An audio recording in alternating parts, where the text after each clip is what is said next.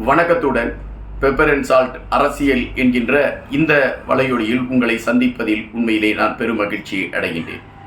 தமிழக அரசியல் களத்தில் இந்த பேசுபடு பொருள் அல்லது கருப்பொருள் அல்லது அவர் எதை செய்தாலும் அதற்கு எதிர்வினை பிறக்கிறது என்கின்ற ஒரு களத்தை இப்பொழுது எட்டி இருப்பது விஜய் அவர்கள்தான். விஜய் அவர்கள் கட்சி ஆரம்பித்த பொழுதோ கொடியை அறிவித்த பொழுதோ ஏற்பட்ட சர்ச்சைகளை விட இப்பொழுது அவர் செயல்பட ஆரம்பித்த பின்பு பல சர்ச்சைகள் எழும்ப தொடங்கிவிட்டது. தொடர்ச்சியாகவே அந்த சர்ச்சைகள் அவரை விரட்டி கொண்டிருக்கின்றது. அப்படி என்றால் விஜய் வளரத் தொடங்கிவிட்டார் என்பதுதான், நாம் அரசியல் களத்தில் வளரத் தொடங்கிவிட்டார் என்பதுதான் நாம் இங்கு புரிய வேண்டியதாக இருக்கிறது. ஊர் பழக்கங்கள், அந்த ஊர்காடுகளில் ஒரு பழமொழி சொல்வார்கள், காய்த்த மரம்தான் கல்லடி படும் என்று. இப்பொழுது அந்த கல்லடியைத்தான் விஜய் படக்கூடிய ஒரு சூழல் ஆரம்பித்திருக்கிறதா என்பதுதான் இன்றைய அரசியல் களத்தை மையப்படுத்தி நாம் பேச வேண்டிய ஒன்றாகவே இருக்கிறது. விஜய் அவர்களுடைய அறிக்கை வெளிவருகிறதால விஜய் அவர்களுடைய அடுத்த நகர்வு என்ன என்கின்ற பல கேள்விகளை மையப்படுத்திய ஒரு அரசியல் களம் தமிழகத்தில் இப்பொழுது கட்டியமைக்கப்பட்டு விட்டது. விஜய் அவர்கள் தன்னுடைய எக்ஸ்பலத்தில் என்ன பதிவிடுகிறார், அந்த பதிவில் அவர் எதை குறித்து சொல்கிறார், அவர் சொல்லக்கூடிய விடயம் எதனை மையப்படுத்தியதாக இருக்கிறது, அதற்கு எதிர்ப்பு தெரிவிப்பது எப்படி என்கின்ற களங்கள் தான் பெருவாரியாகவே நகர்ந்து கொண்டு இருக்கின்றன. விஜய் அவர்கள் மோடி அவர்களுடைய பிறந்த நாளுக்கு வாழ்த்து சொல்கிறார். அதன் பின்பு அவர் பெரியார் அவர்களுடைய பிறந்த நாளுக்கு சென்று அவருக்கு மரியாதை செய்கிறார். பெரியார் திடலுக்கு சென்று உடனடியாக சர்ச்சைகளும் அவரை மையப்படுத்தி கிளம்ப ஆரம்பித்து விடுகிறது. விஜய் அவர்களுடைய அரசியல் நிலைப்பாட்டு ஒரு தடுமாற்றத்தில் செல்கிறது. திராவிடத்தை மையப்படுத்தி கொண்டு விஜய் அவர்கள் பயணத்தை எடுக்கிறார்களா என்கின்ற கேள்வி எழும்புகிறது. அப்படி ஒரு பயணத்தை விஜய் அவர்கள் எடுத்தால் அது பெரிய பாடத்தை தான் அவருக்கு உருவாக்கும் என்கின்ற ஒரு கருத்தை தமிழிசை சவுந்தரராஜன் அவர்கள் எடுத்து வைக்கிறார். இன்னொரு புறம் அர்ஜுன் சம்பத் அவர்கள் எடுத்து வைக்கக்கூடிய கருத்து, விநாயகர் சதுர்த்திக்கு வாழ்த்து சொல்லாத விஜய் எப்படி ஓணம் பண்டிகைக்கு வாழ்த்து சொல்வார், இனி வரப்போகின்ற தீபாவளிக்கு வாழ்த்து சொல்வாரா அல்லது இந்த பண்டிகைக்கு வாழ்த்து சொல்வாரா? விஜய் ஒட்டுமொத்தமாக ஒரு மதவாதியாக தன்னை காட்டிக்கொள்கிறார் என்கின்ற ஒற்றை கருத்துக்களை பதிவிடக்கூடிய ஒரு களத்தை அர்ஜுன் சம்பத் அவர்கள் எடுத்து வைத்தார். இவைகள் தொடர்ச்சியாகவே விஜய் மீது எழுப்பப்பட்டு கொண்டிருக்கக்கூடிய விமர்சனங்கள் என்று நம்மால் புறந்தள்ள முடியாது. அதன் பின்பு நாம் தமிழர் இயக்கத்தின் ஒருங்கிணைப்பாளர் சீமான் அவர்கள் கூட விஜய் அவர்கள் பெரியார் திடலுக்கு சென்று வந்ததை மையப்படுத்தி சில கருத்துக்களை பதிவிட்டார். ஆனால் இங்கு உன்னிப்பாக கவனிக்க வேண்டிய ஒரு விடயம் இருக்கின்றது. விஜய் அவர்களுடைய அரசியல் நகர்வு இன்னும் ஆரம்பிக்கவில்லை. ஆனால் அவர் தான் செயல்படுவதற்கு முன்னால் தன்னை பக்குவப்படுத்துவதற்கான முயற்சிகளை எடுத்துக்கொண்டிருக்கிறார் என்பதுதான் நாம் இங்கு தெளிவாகவே புரிய வேண்டிய ஒன்றாகவே இருக்கிறது. ஒரு ஓடுதளத்தில் நாம் நிற்கிறோம், ஓடுவதற்கு தயாராகி கொண்டிருக்கிறோம். தயாராவதற்கு முன்பாகவே நாம் சில பயிற்சிகளை எடுத்துக்கொள்வோம். அந்த பயிற்சிகளை எடுப்பது நாம் அந்த ஓடுகின்ற அந்த ஓடுதளத்தில் ஓடி வெற்றியை நாம் ஈட்ட வேண்டும் என்பதுதான் அதன் கணக்கீடு. ஏறக்குறைய விஜய் அவர்கள் இப்பொழுது பயிற்சி தான் எடுக்கிறார். அவர் அரசியல் என்கின்ற அந்த ஓடுதளத்தில் ஓடுவதற்கு முன்பாக சின்ன சின்ன பயிற்சிகளை எடுக்கிறார். இந்த பயிற்சிகள் அதிர்வலைகளை ஏற்படுத்துகிறது என்பதே விஜயின் மீது ஒரு பயத்தை உருவாக்கி இருக்கிறது என்பது நாம் புரிய வேண்டிய ஒன்றாகவே இருக்கின்றது. பெரியார் திடலுக்கு செல்கின்றார். பெரியாருடைய அந்த நினைவிடத்தில் பெரியாருக்கு அவர் புஷ்பாஞ்சலியை செலுத்திவிட்டு வருகின்றார். உடனடியாக இதை குறித்த ஒரு சர்ச்சை எழும்புகின்றது. தமிழக அரசியல் களத்தை நாம் புரட்டி பார்த்தால் பெரியார், அண்ணா, கலைஞர் போன்றவர்களுடைய அரசியல் களங்கள், அந்த திராவிட கட்சிகளுடைய அரசியல் களங்கள் தமிழகத்தில் சுமார் 60 ஆண்டுகளுக்கு மேல் பயணித்து விட்டது.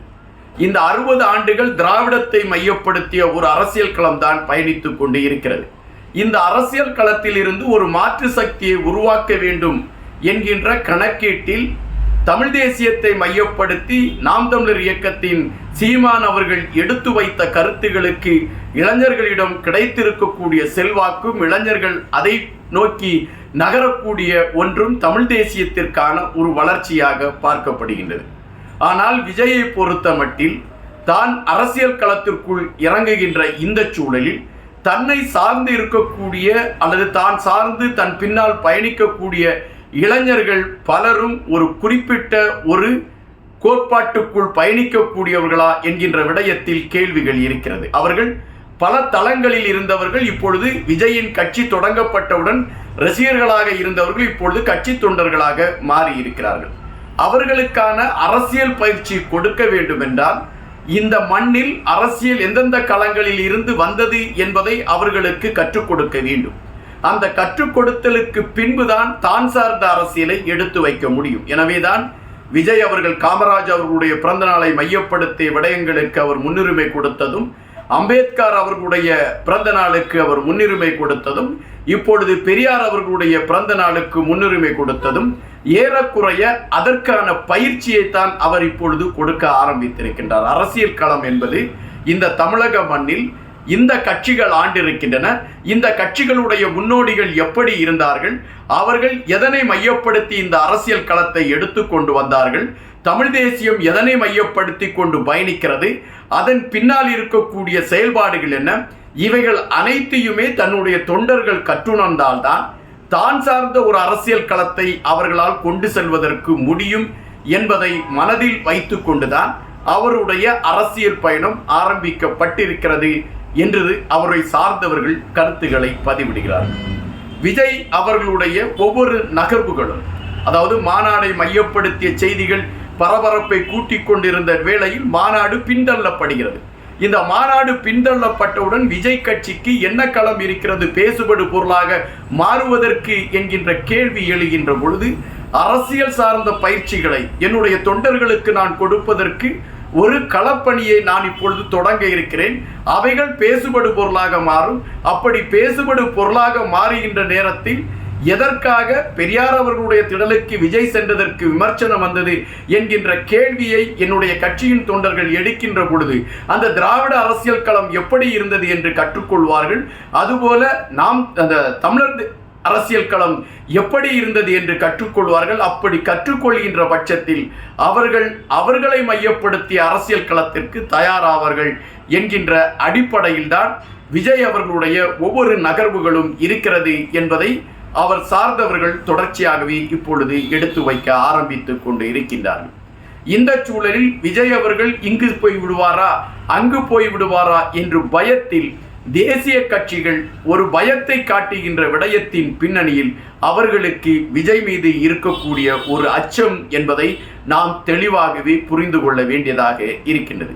தமிழகத்தில் இருந்து மீண்டும் ஒரு ஆதிக்க சக்தி வளர்ச்சியை சந்தித்து விடுமோ என்கின்ற அச்சம் அவர்கள் மனதில் இருக்கக்கூடிய காரணத்தினால் தொடர் விமர்சனங்களை அவர்கள் எடுத்து வைக்க தொடங்கி இருக்கிறார்கள். இது விஜயின் வெற்றியாக பார்க்கப்படுகிறது. அரசியல் களத்தில் ஓடுகளத்தில் ஓடுவதற்கு முன்னால் விஜயின் சிறு சிறு பயிற்சிகளை அதிர்வலைகளை ஏற்படுத்தி கொண்டிருக்கக்கூடிய சூழலில் அவருடைய அடுத்த நகர்வு பலருக்கு பீதியை கிளப்பிவிடும் என்று அடித்து கூறுகிறார்கள் அவருடைய கட்சியின் தொண்டர்கள். காத்திருப்போம். இன்னும் பல செய்திகளோடு உங்களை சந்திக்கின்றேன். நன்றியுடன் இன்பா.